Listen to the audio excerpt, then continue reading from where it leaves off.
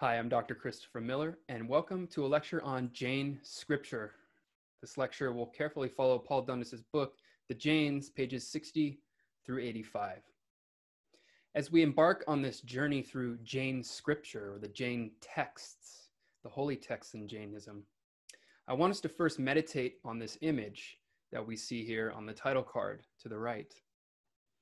Our eyes are drawn to the top of this image, where we find, not surprisingly, an image of Mahavira, the great Ford maker, Tirthankara, and reviver and founder of contemporary Jainism.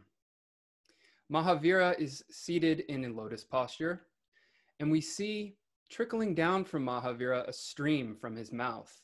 It's subtle, but you can see it engraved into the marble. And within this stream towards the top, we see in white Devanagari, etched into inscribed into the rock, we see the words Divya Divani.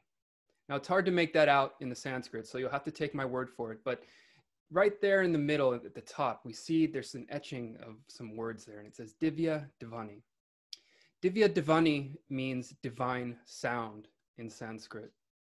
And what we see here happening is the divine sound, as you'll recall from the Samavasarana, when Mahavira gave his first lecture to his disciples, is pouring out from his mouth. It's a sound, it's a divine sound.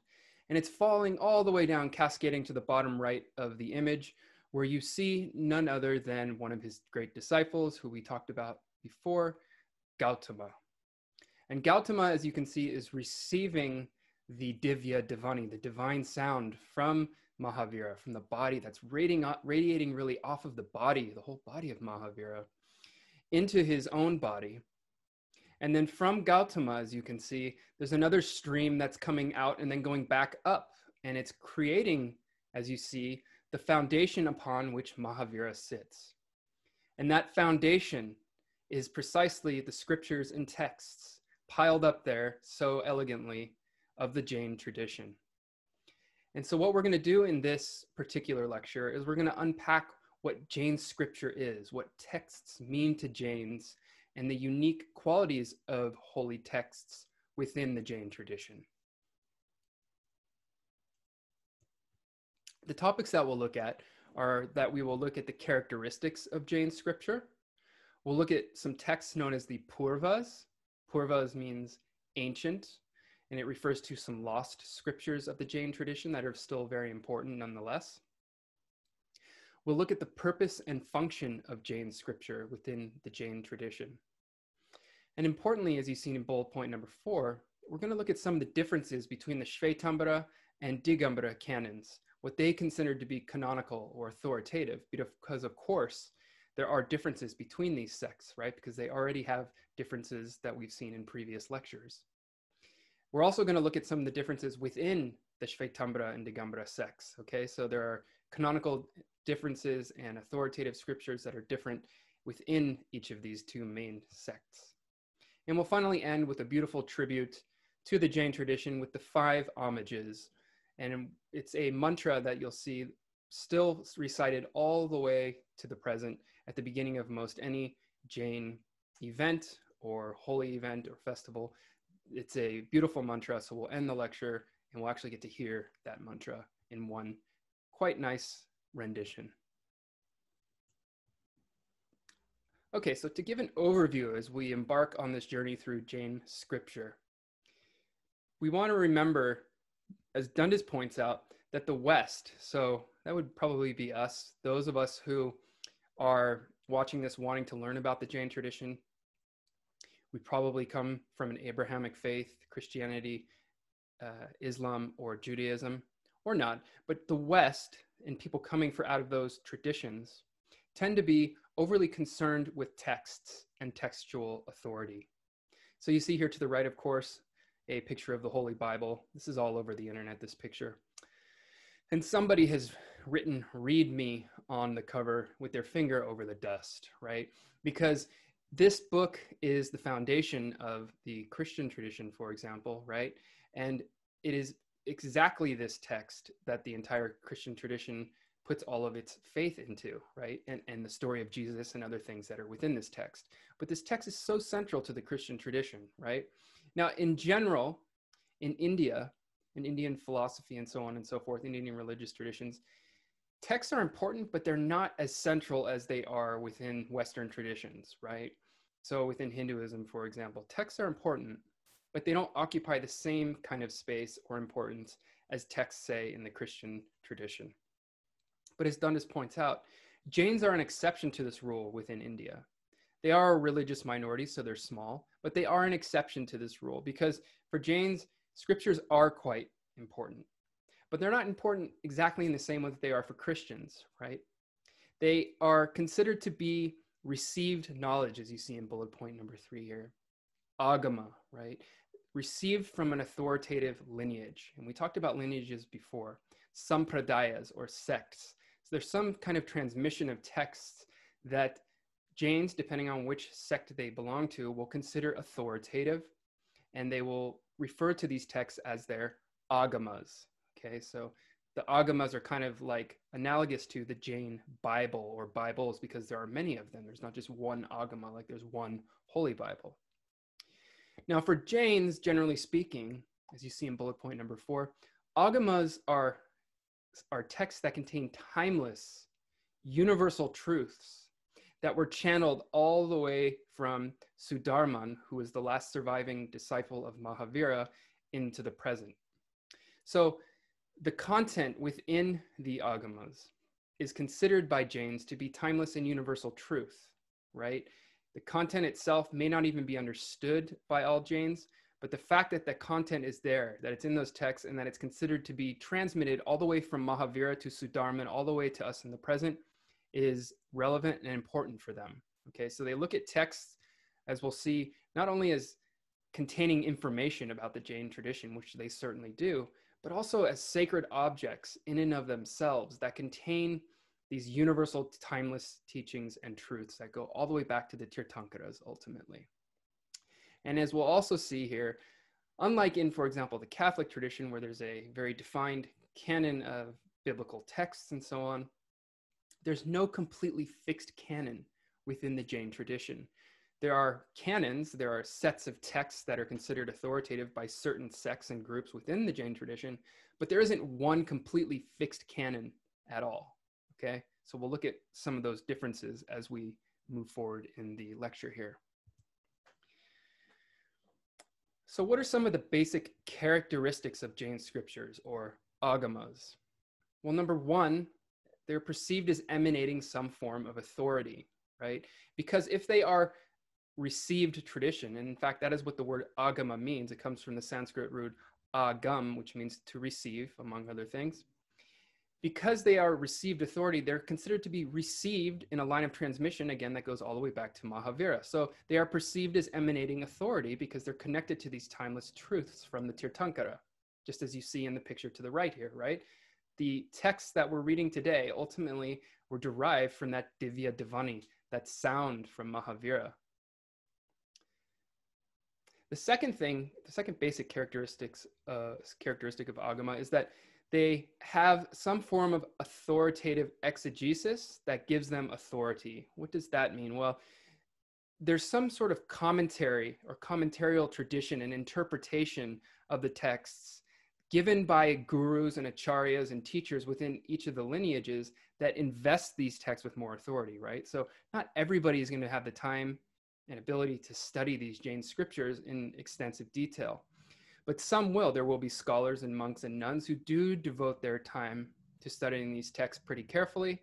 And it is from their exegesis, their interpretation and commentarial tradition on these texts that the texts themselves are reinvested with authority that is meaningful into the present. And we'll look at what that looks like in a moment, this commentarial tradition.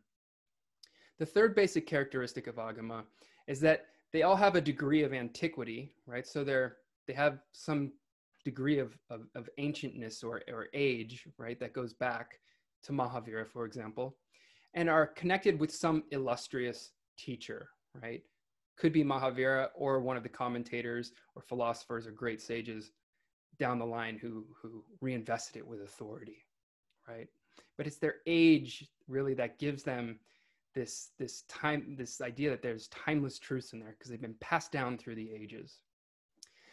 And number four, the fourth basic characteristic of Agama, is that there are today what are known as quote unquote practical canons, right? This is what Dundas refers to as practical canons that provide monks and lay people the basics, right? Because if you look at the image to the right that we had in the title card and I have here again, there are a lot of Jain texts, right? And a lot of commentaries on Jain texts.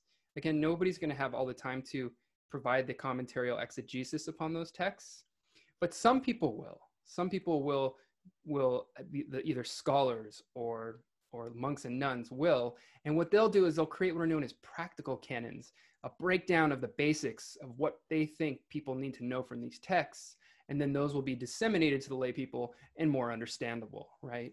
It's like for in the Christian tradition, for example, there are a lot of books written about Christian theology, written by theologians for lay people, right? So that they can understand their own tradition without having to go right to the Bible and have to understand the history and the language of the Bible and so on and so forth. So these practical canons are very useful for this. And here's one example. One of my colleagues in Jain studies, Brian Donaldson, whose name you see here at the bottom, wrote a really nice article about the way that Jains are educated, especially Jain children, in today's day and age, right? There's a Jain form of what we might call Sunday school. It's called Patshala. And on the weekends, Jains will meet at their Jain centers or other meeting locations, and they'll bring their children, and their children get a weekly education in Jain philosophy and cosmology and so on and so forth, right? Brianne Donaldson wrote a really nice article about this, and she included this picture in there of one of these quote unquote practical canons, okay? So when you look at this picture book, you immediately think, especially if you have children, this is a book that my child might read, right? It has a nice picture of a cat. It's got some bugs. It has a picture of a plant. It's really has a nice light color. It's not too complicated, right? But then when you really get down into the nitty gritty and start to read what this text is trying to convey, it's trying to articulate very complex Jain philosophical understandings of the hierarchy of life, for example, in a way that they'll be able to understand, right? Because if you open up a Jain text in Prakrit or Sanskrit, you're not going to find pictures of all the little different animals and so on and so forth, most likely, right? So what these practical canons do is they condense a lot of complex information, and they break it down for lay people depending on their age and their ability and their need to learn basic aspects of the Jain tradition, right? Not unlike, for example, in Sunday school, they have workbooks for children, right? In religious education programs in the United States, they have workbooks for children to learn about their religious tradition, right? Rather than having them go straight to the Bible and so on and so forth, they break it down, right? So here you have Jain Agama, right? These great texts with timeless truths being elaborated upon. So there's some sort of exegesis or commentary going on here, but also broken down into a practical canon that is understandable by all. Now, there are different purposes of Agama, and the Digambaras and the Shvetambaras will not interpret them the same way, right? And that's to be expected. One of the primary differences is in the following.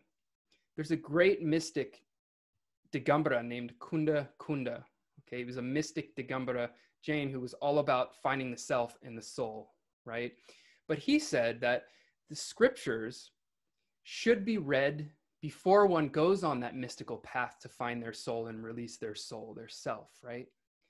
They should read the scriptures first to encourage them to actually go on to that ascetic path, to want to devote themselves to nonviolence, right? So for example, if you read a religious text or a text that really inspires you to do something to change your life in some way, shape, or form, you'll go ahead and probably feel encouraged to do that. And we may have all had that experience at some point in time, right? You read a book, you get really inspired to change something about your life or to do something or to pursue something.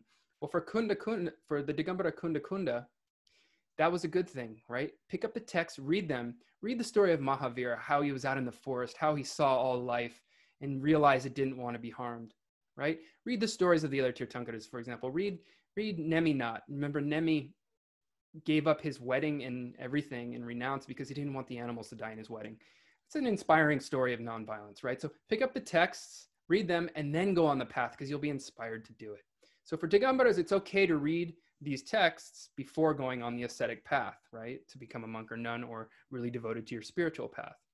For the Shvetambaras, however, generally speaking, you cannot study these texts until you have entered the spiritual path. And it must be done with a monk who is an authority on these particular texts, right? So here you see Vijayanand Suri, a famous Shvetambara monk from the 19th century, holding up one of the agamas. You would study in the Shvetambara tradition with someone like this, right? And you would do it after committing yourself to the spiritual path, and you would do it with a monk, right? Whereas for the Digambaras, you can read them, get inspired, and then go on the spiritual path, right? So this is an important distinction that Dundas points out in his book. Which brings us to the Purvas. So when we talk about Jain texts, we have to begin with the Purvas, right? The lost canon. These are lost texts, as we'll see. Purva in Sanskrit can mean ancient, as you see in the first bullet point, or it can mean previous. So these are ancient texts. They're previous texts, the ones that came before the ones that we're dealing with now, that are believed to have descended from the Ford makers, from the Tirthankaras, the teachings of, for example, Mahavira. And they're like a Veda. So the Hindus have the Vedas, which are the first texts that they have in their tradition and essentially define the basis of the Hindu or Vedic tradition. The Jains consider the Purvas something like that for them, right? These are texts, lost texts for them, though.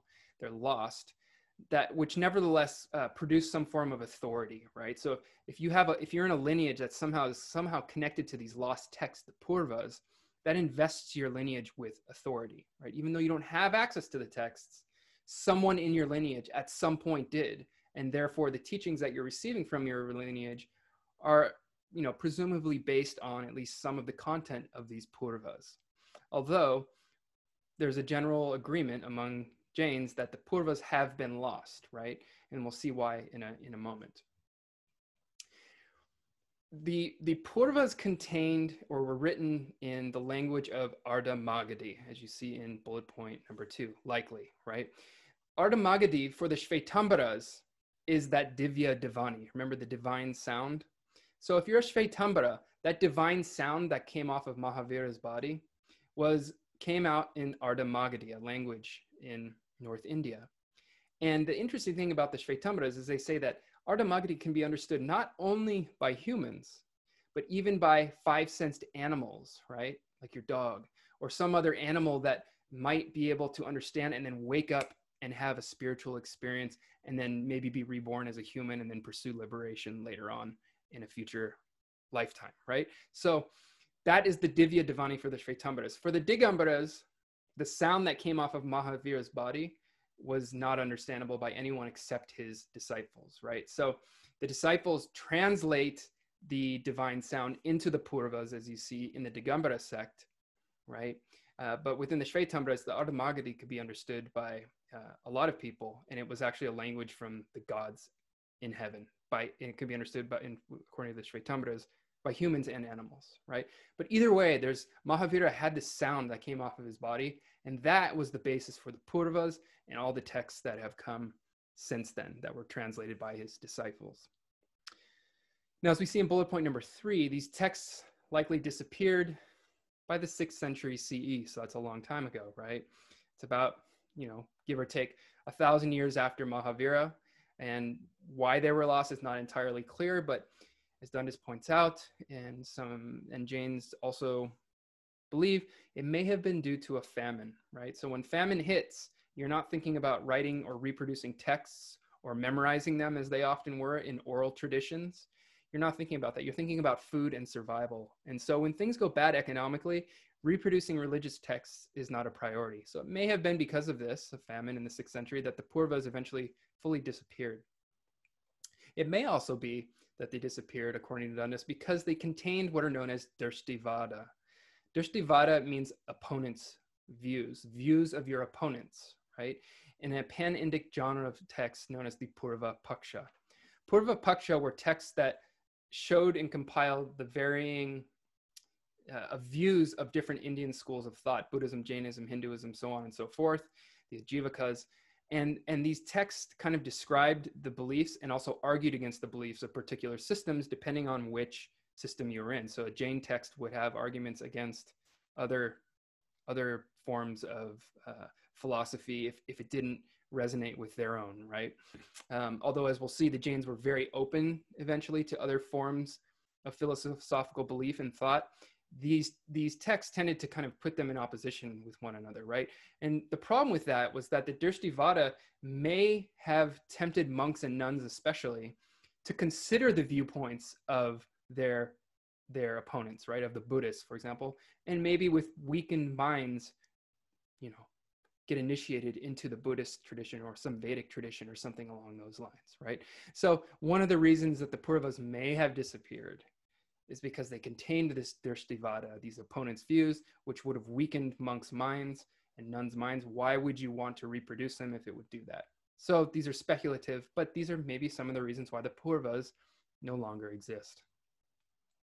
Now, it is believed, and here's particularly among the Digambaras, that some of the Pauravas, the teachings of the Pauravas, have been retained, right? And this comes, as you see in the last bullet point, from a monk known as Dharasena, who, having seen that the scriptures were disappearing, the Pauravas were disappearing, created what is known as the Scripture of 6 parts. And this brings us to, as we'll see, there's 2 main functions of Agama that we're going to go over here. The first main function of Agama, or these sacred texts within the Jain tradition, right? And this is scripture as sacred object. And so we'll see here how Dharasena, eventually his work of the Scripture of 6 parts, which was an attempt to recapitulate the teachings of the Pauravas before they were lost, created scriptures that were worshipped in and of themselves just as sacred objects, right?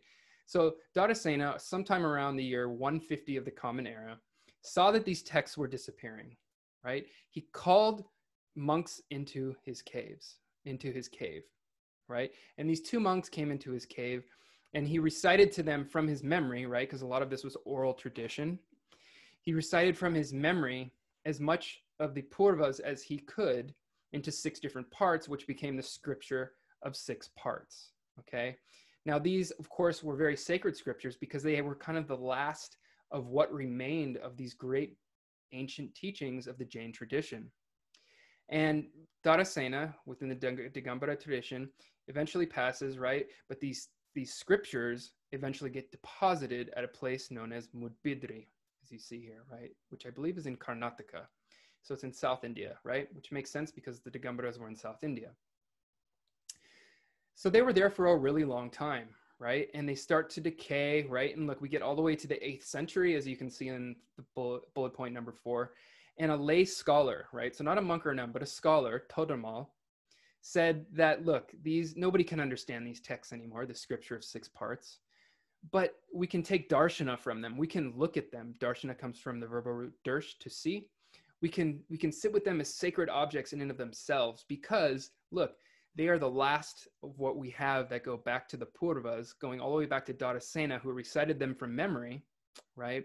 So they're really, in and of themselves, even if we can't understand the content, they're extremely, extremely worthy of our praise because they contain the timeless truths of the Tirthankaras, right? So here the text goes, and this is a very unique thing about text in the Jain tradition. It goes from being something that actually contains information to something that in and of itself is a sacred object worthy of emulation, even if we can't understand the information. Now, around this time, a little bit later, there will be others who come to say, let's translate those texts anyways, and eventually they're smuggled out of the library at Mudbidri. They are translated and reproduced, but they ended up being really technical manuals that nobody still could really understand. And so to this day, as a result, right? So there is the content, but to this day, there is what I call the Jain Cinco de Mayo, right? And I say that because every May 5th, there is a thing called Shruta Panchami, Scripture 5th.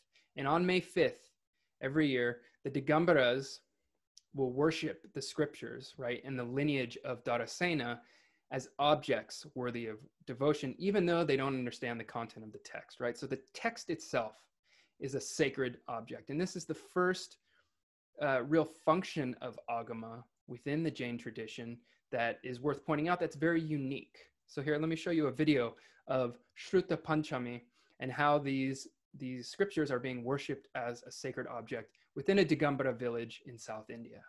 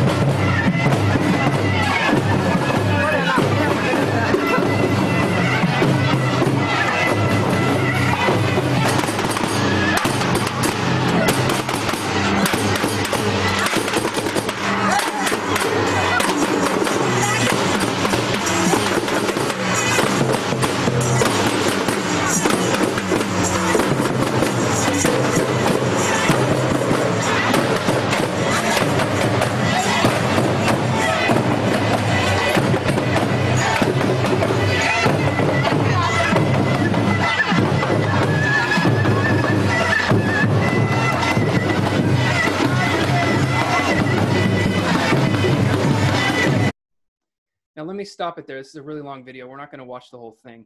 But what I want you to first think about is going all the way back to the first lecture in this lecture series. We looked at some of those really nasty stereotypes of Jains from early texts and early Indology in the West that painted them as austere and sort of filthy, exotic, and so on and so forth. And what we can see when we look at this video of the living Jain lay tradition, that is exactly the opposite of that, right? This is a very colorful, vibrant, loud, celebratory community in South India, right? That's really showing its devotion to its tradition and to its texts, right? So this is a good example of that, and seeing that on the ground, Jain life is really actually quite beautiful. And so also, so you look up here and you see the fans, and we saw the fans and the feather dusters on the sacred objects. So the texts would be inside of the enclosure that is being carried around here by the devotees, and actually, because this is in a farming village, towed around on a tractor, right? And everyone's giving devotion to those texts inside of the enclosure, right? So texts or scripture as sacred object. Nobody there is going to read the text probably, right? But they do believe that these contain the timeless, purva, ancient, previous truths going all the way back to the Tirthankara. So you can see why this very colorful and vibrant devotion is being offered to these texts in and of themselves. So this brings us to the function of agama number 2. So the second function of agama. There's two main functions that Dundas points out. These aren't the only ones, but these are ones that he finds important to point out to us because they are unique for the Jains, right? And this is a similar idea, and this is scripture as spectacle, okay? And this is a celebration that happens every year where the Kalpa Sutra, which tells the biography, among other things, but tells the biography of Mahavira, is chanted at the festival of Paryushan, as you see in bullet point number 2. It's first articulated in the vernacular so people can understand it, and then in Prakrit, so it's done with both, right? Now the thing is Paryushan is a bigger festival. It's a very auspicious festival that happens in August or September every year, or some overlap in those months, and it's a time of among other things, of asking for forgiveness for all of the sins and transgressions you have done to others throughout the past year, right? So you might think about like the new year for you. Every new year, a lot of people will make some sort of set some sort of intention for what they will do, or some sort of resolution for what they will do for the coming year as they reflect back on the previous year, right? Well, this is a very Jain way of doing this in a sense, not the same thing, but you're reflecting on what it is you've done over the past year to others, and you're apologizing, asking for forgiveness if you've harmed anyone in any way, right? Because you want to perfect nonviolence, and you want to emulate nonviolence and love and compassion. So Paryushan is an opportunity to do that. And this recitation of the Kalpa Sutra, which tells the biography of Mahavira, is one part to remind us of the life as Jains that we're supposed to be living, and how it was perfected by Mahavira himself, right? So what Dundas points out about this, and why it's called scripture as spectacle at this Paryushan festival, is that one, nobody can really understand what is being read or what is being said, right? In the vernacular, you can, if you understand the vernacular language, if it's Hindi or something like that. But when the Prakrit is being recited, nobody except the scholars who are there, the monks and nuns who may have studied Prakrit, right, which is an ancient language that a lot of the Jain texts are written in, can understand, right? So number one, nobody can understand it. Hardly anyone can understand it.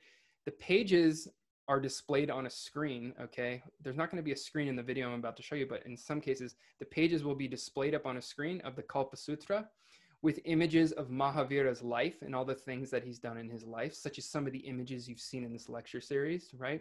To retell his story of being born and the special birth he had, the life he lived, the renunciation he eventually took, how he had his fundamental insight into the need to perfect nonviolence, and so on and so forth.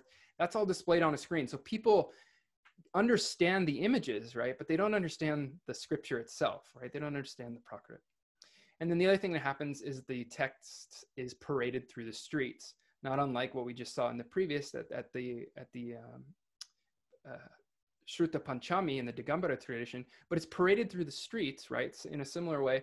And so the text itself is an object, it's a spectacle, it's displayed on the screen, and the language that it's being conveyed in, oftentimes, especially during the Prakrit period, is something nobody understands, right? So what does that mean, sort of anthropologically, when we look at contemporary Jainism?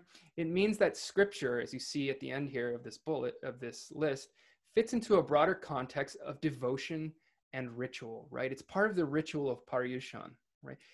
It's part of devotion. A certain amount of devotion is being given to the text and its story, even though we may not understand it fully, it resonates with us, right? So the scripture becomes a spectacle itself, worthy of its own devotion in and of itself, right? So I'm just going to briefly show you a short video here of the Kalpa Sutra being read at Paryushan in 2017, and just listen in, right, and see what that might feel like if you don't understand the language, right? What does this mean? Well, there's something about the sound itself and what's being conveyed from the text that's more important than the meaning itself. There's a timeless universal truth that's being conveyed. કિંચિત દુચ્યતે કેવળ જ્ઞાન વડે પદાર્થોનો પ્રકાશ કરવામાં સૂર્ય સમાન શ્રી મહાવીર સ્વામીને નમસ્કાર કરીને કલ્પસૂત્રનો સુંદર કાંઈક બાલાવબોધ કહીએ છીએ. ચોમાસું રહેલા સાધુ મંગલિકને માટે 5 દિવસ શ્રી કલ્પસૂત્ર વાંચે. કલ્પ એટલે સાધુનો આચાર. સાધુનો આચાર 10 પ્રકારે છે. તે આવી રીતે અચેલક કલ્પ, ઉદેશિક કલ્પ, સયાતર કલ્પ, રાજપીન કલ્પ, કૃતિકર્મ કલ્પ, વ્રત કલ્પ, જ્યેષ્ઠ કલ્પ, પ્રતિક્રમણ કલ્પ, માસ કલ્પ અને પર્યુષણ કલ્પ. હવે આ 10 કલ્પ વિસ્તારથી કહીએ છીએ. વસ્ત્ર રહિતપણું તે અચેલક કલ્પ કહેવાય. તીર્થંકરોને આશ્રીને તીર્થંકરો જ્યારે દીક્ષા લે છે ત્યારે ઇન્દ્ર એક દેવદૂષ્ય વસ્ત્ર ભગવંતને ખભે મૂકે છે. તે દેવદૂષ્ય જ્યાં સુધી ભગવંતની પાસે. Okay, so just a sample for you to hear. But you heard Kalpa Sutra in there several times. You may have heard Mahavira in there. So scripture as spectacle. Now we're going to look at the different canons of the Shvetambaras, generally speaking, and the Digambaras. What do these two sects consider to be official versions of Jain scripture, and why are they different, right? Well, as Dundas points out to begin here, we're going to look at the Shvetambaras first. The existing manuscripts that they're referring to come from the 11th century, right? That's not that long ago when you consider that Mahavira was in the 6th or 5th century BCE, right? So this is much closer to us than it is to Mahavira, right? And the other thing that Dundas points out is that while the Brahmins or the Vedic or the Hindus, those doing the Vedic rites and sacrificial culture, had a very systematic canons that started with the Vedas and then had other texts connected to the Vedas, right, in the Hindu tradition. The Shvetambara canon and the Jain canon in general is not that systematic, right? It was kind of pieced together, as we'll see, as time went on through 3 different councils, which you see in bullet point number 2, right? So to fix the Jain Shvetambara canon, they had 3 particular councils, right? Similar to how like the Catholic Church has had councils to determine official church doctrine, right? So you'll find this in Buddhism too, right? There's councils for various reasons. So there's 3 councils that Dundas points out where monks recited what they knew from memory, because remember, a lot of this is not being written down as so much as it's being memorized by monks and nuns, right? And so the first of those was in 370 BCE at Pataliputra, which is in the right-hand side of this map here, 370 BCE, okay? So this is a while after Mahavira has passed, right? When this first council is being held. Well, at this first council, the 12 original limbs or angas, we'll see what those look like in a moment, but the 12 limbs or pieces of the Shvetambara canon was eliminated down to 11, okay? And why is that? Well, one of those limbs was the Drishtivada. Recall, I just mentioned in a previous slide, the Drishtivada contained the views of the opponents of the Jains, right? The Buddhists and the Hindus, Vedic tradition, Jivakas, and so forth, those who were different from them. that text in and of itself was considered imperfect, perhaps because, as Dundas points out, it might tempt monks or nuns to go astray, maybe go into another tradition and get tempted to follow the teachings of another tradition.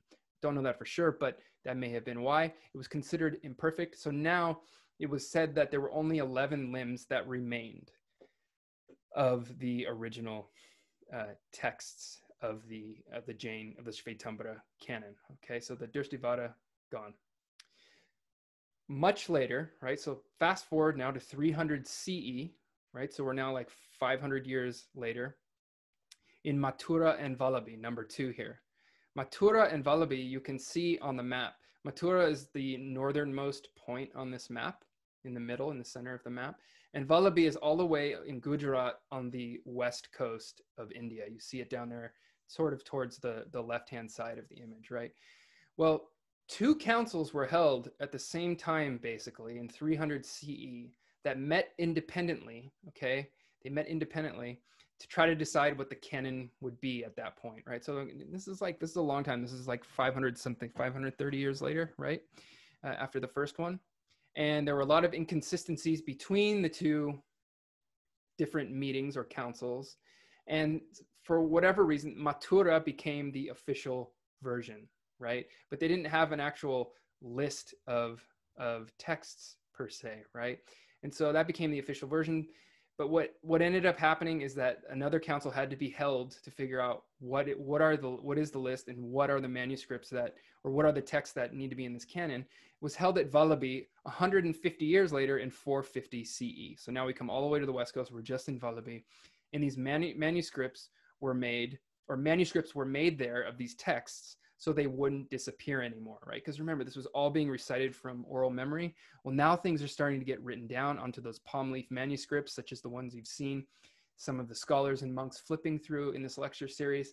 And it's at 450 CE that the manuscripts are made to solidify what the canon is and to reproduce them on and on and on into the present so that we will have those texts. So that's the Shvetambara canon, right? And it's how it was developed. There are, generally speaking, a total of 45 texts in the Shvetambara canon. That's a lot of texts, right? And when I'm referring to 45 texts, I'm referring to a 13th century list made by the Murti Pujakas, right? What do I mean by that? Well, within the Shvetambaras, as we'll see, there is a group known as the Murti Pujakas. These are the Shvetambaras who think it's okay to worship images of the Tirthankaras and to worship in temples, right? There are other groups, as we'll see in a moment, of Shvetambaras who say you can't do that. And those groups that say you can't do that, you can't worship in temples and images, do not consider texts in that group of 45 to be authoritative if they mention that you can worship in temples or that you can worship images, right? So you're eliminating texts that you perceive as not being authoritative. So these 45 texts in the 13th century, considered authoritative by the Murti Pujakas, right? Ultimately, in those texts, there are 24 very important texts overall for the overall Jain tradition. These are the 12 limbs, which I mentioned before, the Anga, as you see in bullet point number 2 or number 1, and the 12 subsidiary limbs, the Upa Anga, right? These contain a variety of sources of information about the Tirthankaras, about how to live as a Jain, the things you can and can't do as a monk and a nun, and so on and so forth. A lot of different kinds of information, but considered canonical and important within the Shvetambara canon, right? The word Anga itself, as you see in bullet point number 2, is a Sanskrit word that is used within the Brahmanical textual genres, so the Vedic text, to organize them into different Angas. And so we can see that there's a borrowing here between the Jain tradition and Hinduism or Vedic tradition of certain words and ways of classifying authoritative texts, right? They're all working in the same milieu or context, social context, right? So they're borrowing language from each other. So when we say the 12 limbs or Anga for the Jains, we realize that word isn't unique to the Jains, but it's something that's in like a more pan-philosophical context that's being used to organize texts. If you have to organize them, you organize them into Angas, okay? And these limbs, these angas, as you see in the last bullet point for the Shvetambaras, are mapped onto the human body, right? Why? Well, if they're mapped onto the human body, they show that essentially the limbs cover everything regarding human experience. They are all encompassing, right? As you see here, the limbs are mapped onto your 2 feet, 2 calves, 2 thighs, 2 forearms, 2 arms, neck, and head, right? So those are 12 limbs right there. If you add them up, there are those 12 limbs, and those original 12 limbs, or anga, are considered to be mapped onto a body, or a cosmic body, or the human body, to show that they're all encompassing. Okay, so that's the Shvetambara canon, brief overview, right? Now let's look at the Digambara canon. And I have a question mark here because there is no formal canon necessarily within the Digambara tradition as much as there is within the Shvetambara tradition, right? Those 45 texts, and then for the non-icon worshiping lineages, there's less, but they're more formal about how those are defined. Within the Digambara tradition, there's no formal canon of their own, right? But they do accept the angas. So we can see that the angas, the limbs, those initial 12 limbs, are really important across the board, right, for Shvetambaras and Digambaras, but they reject the non-angas, right? So if you go back to this previous list, we see there are 12 limbs and 12 subsidiary limbs, right? So anything that doesn't fit within the limbs is considered to be, unnecessary, and they reject those non-anga texts. The Digambaras do, okay? The Digambara canon is therefore, as Dundas points out, less complex, right? It assigns scripture, so text, the role of metaphor, since the Purvas are gone. Again, the scriptures themselves as sacred objects are symbols or representations of wisdom that has been lost or since has been gone, right? The Purvas. But they still contain some aspect of that ancient, timeless, universal wisdom. And so in and of themselves, they are worthy and fulfill the role of being worthy of veneration as sacred objects. The best that the Digambaras have, as Dundas points out, in terms of a canon, is that scripture of 6 parts that we saw before by Darasena, the monk who recited all those parts to his monks, his lower monks, right? Because he knew that they were going to be lost, he recited it from memory into the scripture of 6 parts. And as Dundas points out, this is nevertheless considered to be sort of quote unquote meager remains of what the Purvas were, right? So the Purvas are gone, but the scripture of 6 parts at least has some of the meager remains of what was in those really incredible texts that Darasena recited as much as he could from memory for his monks, right? And there is also, as Dundas points out, 4 categories of scripture. So how would Digambaras, how would they break down the different categories of scripture? Well, there are 4 categories for them. Instead of all those 45 texts with all the other things in it, they have Pratama, which is a Digambara version of what's known as the universal history that tells the story of the Tirthankaras, among other things, okay? That's the first category of scripture. There's Karana, which has to do with cosmology and the cause of experience in the universe. There's number 3, Charana, very important. Char, the verbal root, has to do with how you move or conduct yourself. How should ascetics, monks and nuns, behave themselves, right? So it defines how they should live their life in accordance with Jain belief and philosophy, which brings us to number 4, Dravya, metaphysics. How is the world and that which is beyond the world constructed? What does it consist of? And then therefore, of course, how do you behave according to that structure of reality? Nonviolence, be nonviolent, right? It all boils down basically in the Jain tradition, no matter where you are, to nonviolence. But we can see that there's a difference in the way that the canons are categorized, as well as the way that they're perceived and the way that texts are actually used in devotional practice as objects themselves. So to the right here, you see an image of a Digambara text, right? You see the feather duster and you see a water can, right? These are the 3, sometimes considered the 3 primary things that a Digambara monk ascetic would have, right? Scripture to learn from, a duster to dust animals off in front, and a water jug to hold water, but nothing else. So why are there differences in the canon? Well, obviously, Digambaras and Shvetambaras, as we'll recall, there was some sort of split where the Digambaras went south and remained naked, and the Shvetambaras remained in the north and basically put on clothing and stop the practice of nudity, although it wasn't that clean of a break as we saw before. But they split geographically, right? Perhaps due to a famine. Bhadrabahu went south, and the Digambaras grew in the south and maintained nudity. So that's a big difference, right? And as Dundas points out, even though there may have been a shared canon at the beginning, around Mahavira's time and shortly after, that canon eventually split and then went in different geographical directions. And of course, as time goes on, things are going to change. And you're not talking to each other. You're going to have differences in opinion on what is considered authoritative scripture, right? Now, one of the very important things that I'd like to point out to you here is in the last bullet point, which is that a text known as the Tattvarta Sutra, which you see here to the right, the Tattvarta Sutra, written by Acharya Umaswami or Umaswati, depending on how you want to pronounce his name, is authoritative for both Digambaras and Shvetambaras.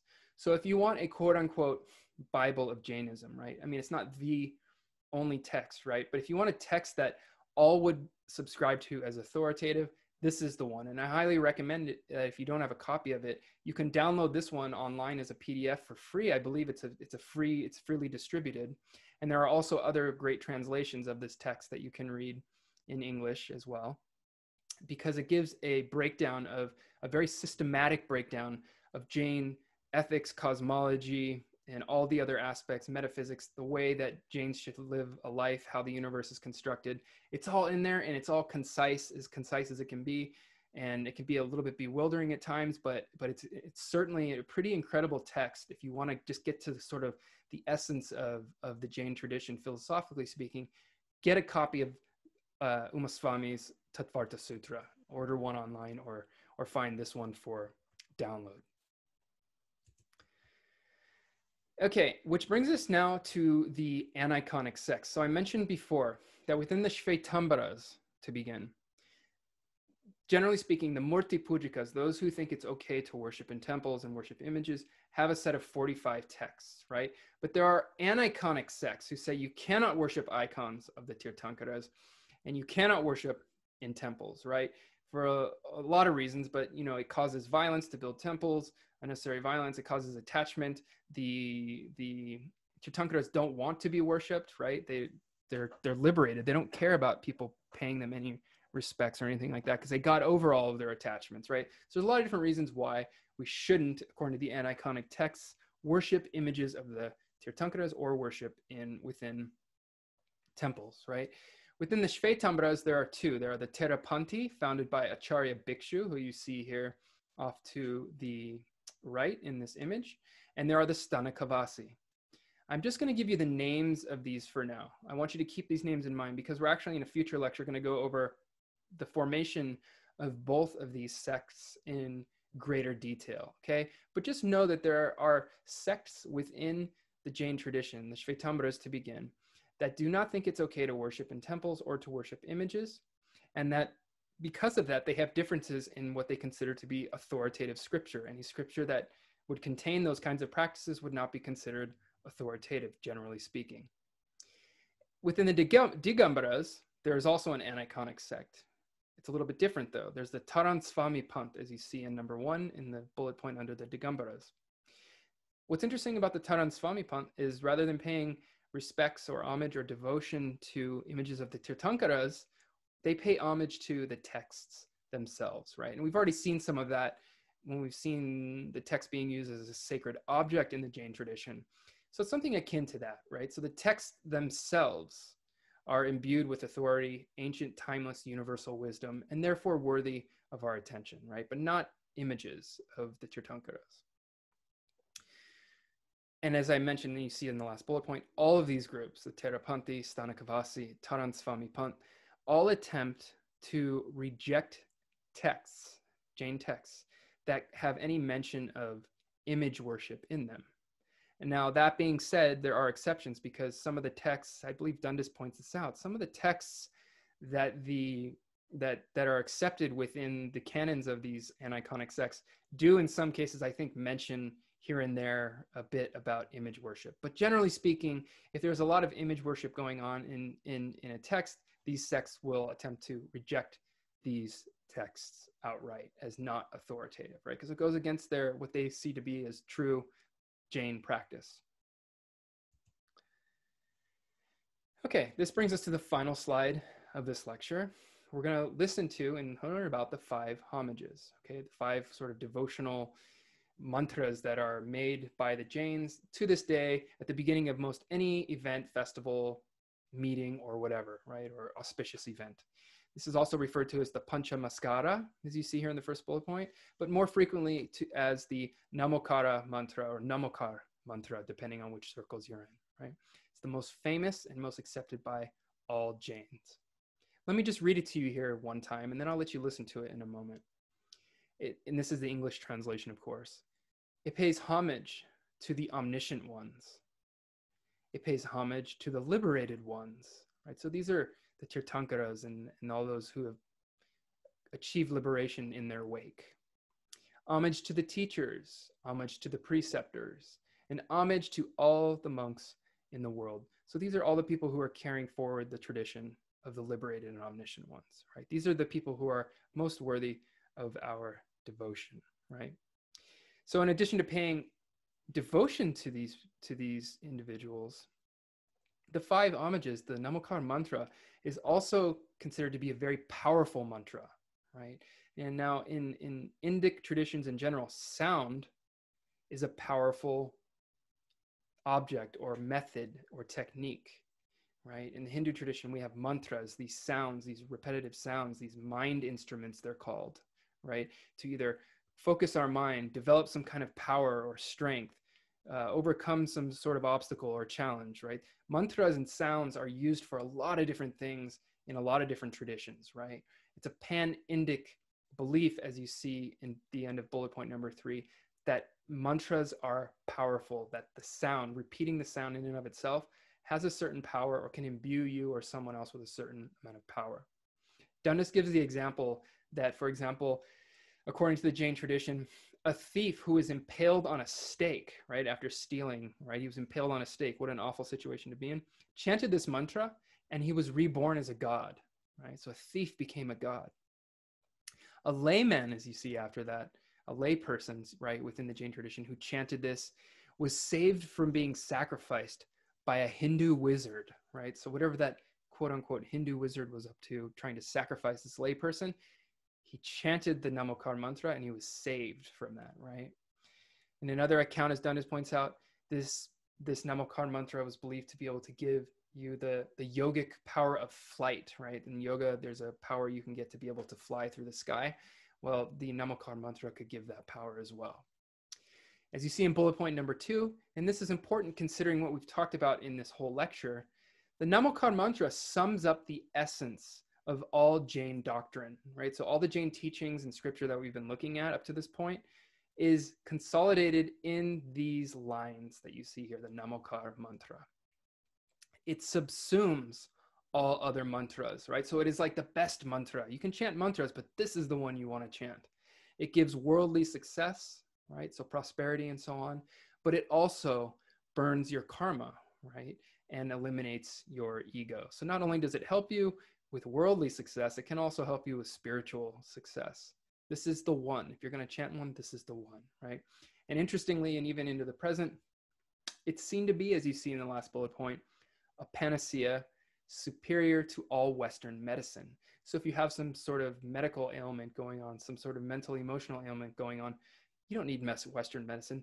Chant the Namokar mantra, right? So that's according to Jain tradition, all the way into the present. So as we conclude here, I'm going to let you listen to the Namokar mantra. It's chanted in a lot of different ways, but this is a beautiful rendition.